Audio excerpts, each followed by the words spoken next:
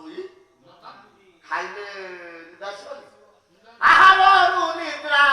ମୈଥୁନ ବେନି ହୁଏ ସମ୍ଭବ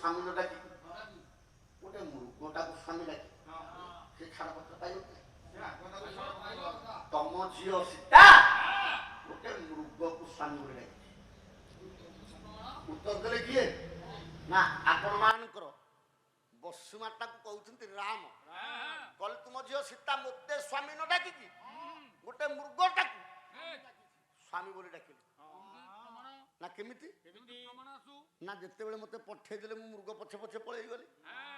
ଲକ୍ଷ୍ମଣ ଜଗିକି ରହିଲେ ମଢିଆ ଦ୍ୱାରରେ କାହାକୁ ମା ସୀତାଙ୍କୁ ଏ ମୃଗ କିଛି ବାଟ ଯିବା ପରେ ସେ ଡାକିଲା ତ୍ରାହି ଲକ୍ଷ୍ମଣ ତ୍ରାହି ଲକ୍ଷ୍ମଣ ଦେଖନ୍ତୁ ଆଜ୍ଞା ମୃଗ ଡାକିଛି କି ନାହିଁ ଏ ତ୍ରାହି ଲକ୍ଷ୍ମଣ ଶବ୍ଦଟା ଯେତେବେଳେ ଶୁଣିଲେ ଏ ପୁଅ ମା ଜାନକୀ କହିଲେ କଣ କହିଲେ ଗାୟକ କେଶ ରଥ ଶର୍ମା କହିଲେ ଯାଅ ହେ ଲକ୍ଷ୍ମଣ ସ୍ୱାମୀଙ୍କ ସ୍ୱାମୀ କି ମୋର ପଡ଼ିଛି ବିପତ୍ତି ସ୍ୱାମୀ କି ମୋର ପଡ଼ିଛି ବିପତ୍ତି ସ୍ୱାମୀ କି ମୋର ପଡ଼ିଛି ବିପତ୍ତି ଡାକନ୍ତି ତୁମକୁ ତ୍ରାହି ଲକ୍ଷ୍ମଣ ଶୀଘ୍ର ଯାଅ ବାବୁ ତାଙ୍କ ସଦନ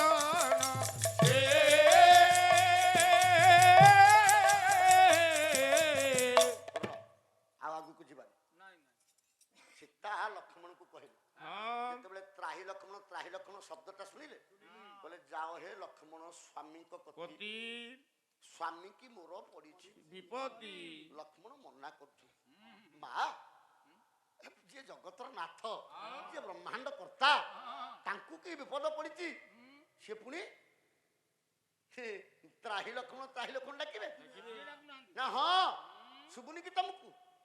ଡାକନ୍ତି ତୁମ୍ଭଙ୍କୁ ତ୍ରାହି ଲକ୍ଷ୍ମଣ ଶବ୍ଦଟା ଶୁଣିଲେ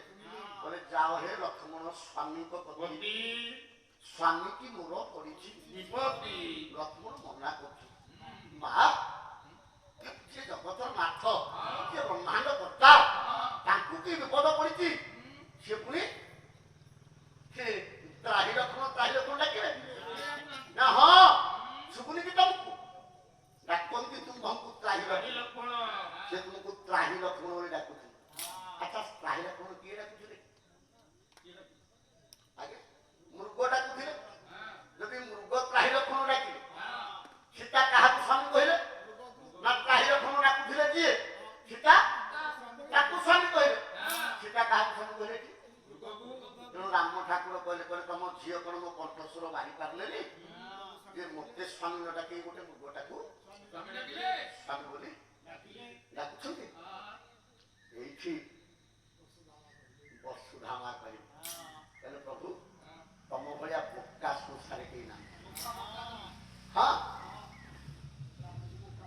ରାମକୁ ବୋକା ବୋଲି କହିଲେ ବସୁଧା।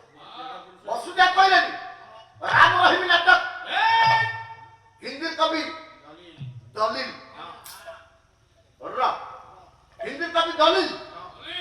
କହିଲେ ବୋକା ଖାଲି ରାମ ନୁହଁ, ପାଞ୍ଚ ବୋକା। କହିଲା ହଉଛି ରାମ ରହିବି ନାଟକ।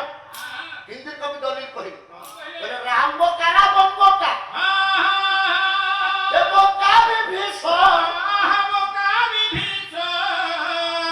दूसरा बोका युधिष्ठिर बोका दुर्योधन दूसरा बोका युधिष्ठिर बोका दुर्योधन दूसरा बोका युधिष्ठिर बोका दुर्योधन राम बोका रावण बोका बोका विभीषण दूसरा बोका युधिष्ठिर बोका दुर्योधन आलोचना करबा पाइगा मु जाऊ राम बोका असंभव एवं मृग से जन्म तथापि राम सुना हरिण जन्म हवाटा असंभव तथापि तुम ता पछे पछे तमे जानू तो मायाटा लक्ष्मण तुमको कहूच भाई एटा मायाटा जानी कि जे माया पछे गले से कोन से उठिए हे राम आपन गोटे बड़ बोका मो झियो सीता मृग को स्वामी डाकिछि ना मृग को काहे स्वामी से डाकि जेते बेले रावण जानिला सुपर्णखा नाशाकर्ण कथि गला से मारी के बसी कहले भणजा तू माया मृग होई जा आगे रावण कहति ना कहि मन्ना कला मारी के कहला मु माया मृग देबी चंद्रास खटो पर रावण धरला बोला जदि तू न जेबु ताले एठी तो खंड खंड कर र पाटी कर जीवन होए मारी के गला असुर ठाकुर काई के मरि असुर ठाकुर काई के मरि मु तो मले प्रभु कातरे वैकुंठ राम का हाथ में मले मु वैकुंठ जो मारी छ राम का हाथ में मरि वैकुंठ को जीव बोली चिंता करथिला से त्राही राम डाकिबो ना त्राही राम डाकिबो त्राही हां त्राही राम डाकिबो ना त्राही लक्ष्मण डाकिबो आज्ञा जे प्रभु का हाथ में मरि के वैकुंठ को जीव बोली कहथरा राम आगे से त्राही राम डाकिबो ना त्राही लक्ष्मण डाकिबो त्राही राम डाकिबो से त्राही राम डाकिबो ना ताले त्राही लक्ष्मण ना त्राही लक्ष्मण तमे डाकि तमे निजे डाकि तम कंठस्वर मु झियो बारिछि सेठी पे मो झियो लक्ष्मण को पठेछि ना मु कितले मो कंठस्वर तम झियो बारिछि ठीक रे ना तमे डाकि छ प्रभु मंगुन राजी हो ना तो मृग पछे पछे पळेइयो लक्ष्मण तुमको मना कला भाई एटा मृग नुह एटा राक्षसटा ताकू मारी सारिला पर प्रकृत राक्षस बोली तमे जानिलो लक्ष्मण को डाकिलो हे लक्ष्मण तू जोटा कहतु ताही लक्ष्मण हे लक्ष्मण तू जोटा कहतु ताही बोले ताही हे लक्ष्मण ये पवनर प्रतिकूल दिगरे ये त्राही लक्ष्मणटा त्राही लक्ष्मण सुनिछि तेणु मो झियो कंठस्वर तुमर बारिछि तमे काहे कि मो झियो को छाड़ पत्र दिलो हे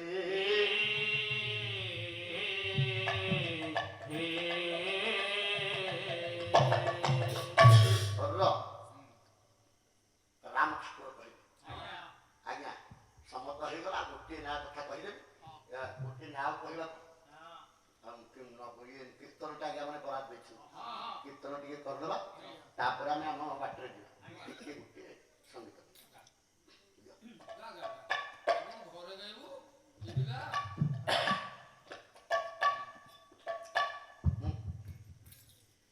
सखी कुंजवनु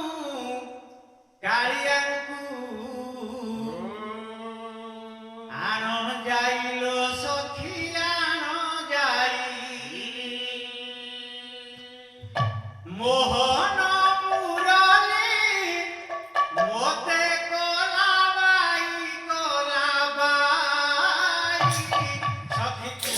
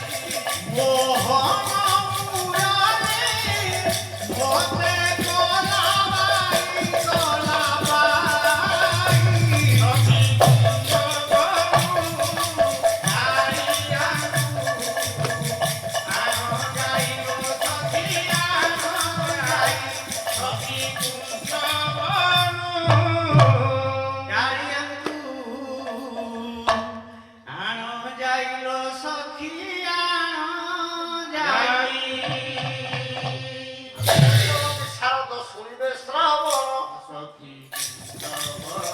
যাহা যাহা ন্যায় মান ହେବ ଆଲୋଚନ। ଏହିଭଳି ଭାବରେ ମା ବସୁଧା ଆଉ ରାମଙ୍କ ଭିତରେ ଆଜ୍ଞା ଯୁକ୍ତି ଚାଲିଛି। ଆଉ 4-5ଟି ଯୁକ୍ତିରେ ସବୁ ଯୁକ୍ତିର ସମାଧାନ କରିଛନ୍ତି କିଏ? ପ୍ରଭୁ ରାମ ଆଉ ବସୁଧାଙ୍କ ଉପରେ ସମାଧାନ ହେଇଛି। ଶେଷରେ ମା ବସୁଧା କୋଳକୁ ମା ଜାନକୀ ଚାଲି ଯାଇଛି। ସିଂହାସନରେ ବସି ମା ବସୁଧା ପାତାଳଗାମୀ ହେଇଛି। ଏ ମୋର ଜ୍ଞାନେନ୍ଦ୍ର ପୁଙ୍ଗବ କଥା ଆଗକୁ ନବାନି ପଦୁଟିଏ କୀର୍ତ୍ତନ ପରେ ପଦୁଟିଏ କୀର୍ତ୍ତନ। ଯେତେବେଳେ ଅକ୍ରୁର ପଡ଼ିତେବେ କଂସର ନିର୍ଦ୍ଦେଶ ପାଇ ଯାଇଛି ବ୍ରଜପୁରକୁ, ଗୋପପୁରକୁ ଯାଇଛି ଭଗବାନଙ୍କୁ ଆଣିବା ପାଇଁ। କାହିଁକି ଗଲାବେଳେ ଅକ୍ରୁର ଚିନ୍ତା କରିଛି, କହିଲା ମୋ ପ୍ରଭୁଙ୍କର ଆଶୀର୍ବାଦ ଆଜି ପର୍ଯ୍ୟନ୍ତ ମତେ ହେଇନଥିଲା। ଏ କଂସ ମୋ ପ୍ରଭୁଙ୍କର ଆଶୀର୍ବାଦ କେବଳ ତୋ ଲାଗି ହେଲା। ତୁ ଯଦି ମତେ ମୋ ପ୍ରଭୁଙ୍କୁ ଆଣିବା ପାଇଁ ନ ପଠେଇଥାନ୍ତୁ ମୁଁ କେବେ ପ୍ରଭୁଙ୍କୁ ଆଣିବା ପାଇଁ ଯାଇନଥାନ୍ତି। ଅକ୍ରୁର ଭକ୍ତିରେ ଗତିଗତିତ ହେଇ ପଣ୍ଡିତେ ଯାଇ ପହଞ୍ଚିଗଲା ବ୍ରଜଦାଣ୍ଡରେ। ବ୍ରଜଦାଣ୍ଡର ଧୂଳିକି ମୁଣ୍ଡରେ ବୋଳିଦେଲା। ମୁଣ୍ଡରେ ବୋଳିକି ଆଖିରୁ ଆନନ୍ଦ ଆସି ବହିଗଲା। କହିଲା ଏଇ ଦାଣ୍ଡରେ ମୋ ପ୍ରଭୁ ଛୋଟରୁ ବଢୁଥିଏ, ଏଇ ଦାଣ୍ଡରେ ମୋ ପ୍ରଭୁ କେତେ ଖେଳାଳିଲା କରିଛନ୍ତି। ବ୍ରଜ ଧରିକି ଦି ହାତରେ ଧରିକି ଦେହରେ ବୋଳି ପଡ଼ିଲା। ଅକ୍ରୁର ଗାଇକି ନାଚିଲା, କହିଲା ବରଜ ବଜାର ଧୂଳି ଆଉ ଦେହେ ମୋର ଦେହେ ବୋଳି।